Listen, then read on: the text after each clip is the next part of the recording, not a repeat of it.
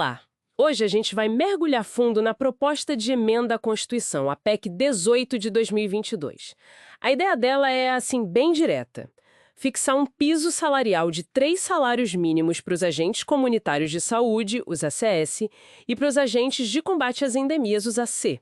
Isso aí. A nossa base aqui é uma matéria recente do JASB, o Jornal dos Agentes de Saúde do Brasil, e o que a gente quer entender é: por que essa proposta, que mexe na Constituição, algo que, exige uma negociação política danada, está parada no Congresso há tanto tempo? E como isso está batendo no pessoal, né? Uhum. Ok, vamos tentar desvendar isso. Porque uma coisa que, segundo a pesquisa do próprio JASB, é prioridade máxima para 62,5% dos agentes, está lá parada desde junho de 2023. Tipo, mais de 2 anos já. É muito tempo, né? E a situação, olha, é bem clara e a frustração é quase palpável, sabe? A PEC 18 de 2022 está lá no Congresso Nacional há mais de 2 anos, desde junho de 2023. E isso não é só um atraso, né? Gerou uma onda de revolta mesmo, um sentimento forte de abandono entre os ACS e ACE. A gente vê isso direto nas redes sociais. Sim, a repercussão é grande. E como eu falei, a pesquisa do JASB confirma. Quase 2/3 deles veem o piso de 3 salários mínimos como a prioridade número 1. O que a gente percebe, pelo que a fonte traz da categoria, é uma sensação geral de descaso, sabe? Das lideranças políticas, dos parlamentares. Uhum. É como se o trabalho deles fosse elogiado no discurso, mas na prática esquecido. E é legal a gente pensar no tamanho disso. Não é um grupo pequeno, né? A PEC 18/2022, se aprovada, mudaria a vida de mais de 375 mil trabalhadores. É muita gente. Muita gente mesmo. É assim, né? Outros assuntos parecem que passarão na frente, né? E aí surge um ponto de tensão bem específico que a matéria levanta, que é delicado. A crítica de que uma parte das lideranças sindicais ou associativas estaria focando os esforços quase que só na PEC da aposentadoria especial. Exato. E essa percepção acaba gerando um questionamento dentro da própria categoria, que a fonte mostra bem. Por que não lutar com a mesma força pelas duas pautas? Uma não anula a outra, né? Não mesmo. A aposentadoria especial é super importante, claro, mas o piso salarial é para ontem, é urgente.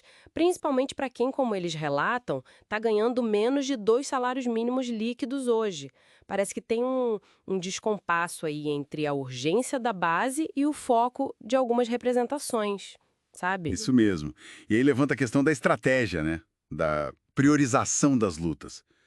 A fonte sugere que os agentes lá na ponta se perguntam se essa divisão de foco não acaba, de certa forma, prejudicando o avanço da PEC do piso, que mexe direto no bolso, na subsistência de muita gente. É o básico, né? É quase uma questão de sobrevivência imediata contra uma pauta mais de longo prazo, ainda que as duas sejam justas. E essa percepção de falta de vontade política no Congresso acaba se somando a essa dinâmica interna da categoria. Fica complicado. E aqui a coisa fica ainda mais complexa, eu diria. A gente vê uma diferença muito grande, uma dissonância mesmo.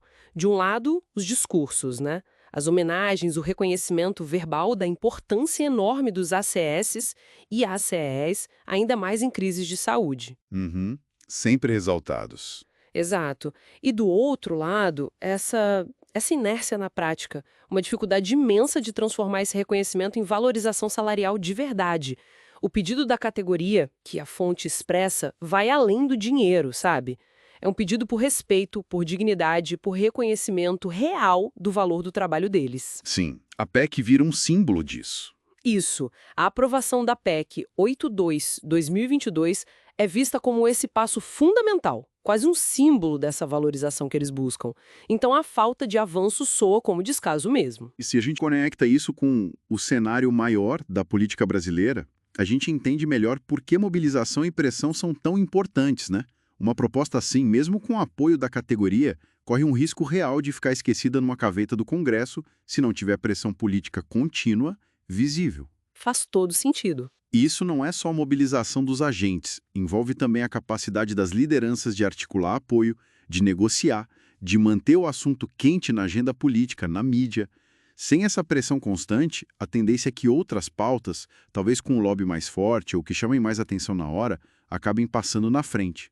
O risco da PEC continuar parada é bem real. E essa falta de uma mobilização nacional mais forte ou de uma pressão política mais efetiva parece ser um ponto-chave que a fonte aponta para explicar por que a PEC não anda, né? Exatamente.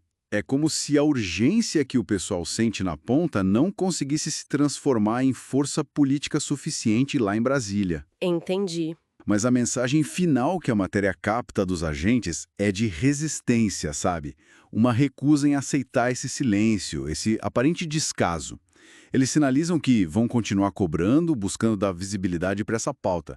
É uma demonstração de que, apesar de toda a frustração, a luta pela valorização não acabou para eles. Então, para a gente amarrar tudo isso, o que fica é a reafirmação dessa frustração profunda e da urgência dos agentes comunitários de saúde e de combate às endemias em relação à PEC 18-2022, que está parada.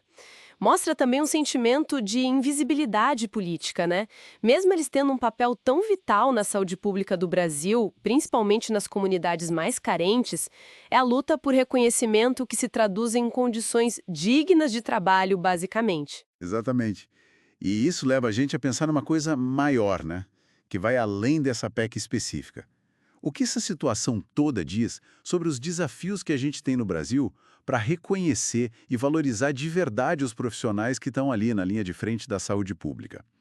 Será que os jeitos que a gente tem hoje de representação, de negociação, funcionam mesmo? Que outras estratégias poderiam garantir que as demandas essenciais desses trabalhadores recebam a atenção política contínua e efetiva que merecem, para além dos discursos de ocasião? Fica aí a reflexão, né? Sobre como a gente valoriza de fato quem cuida da saúde de todos nós.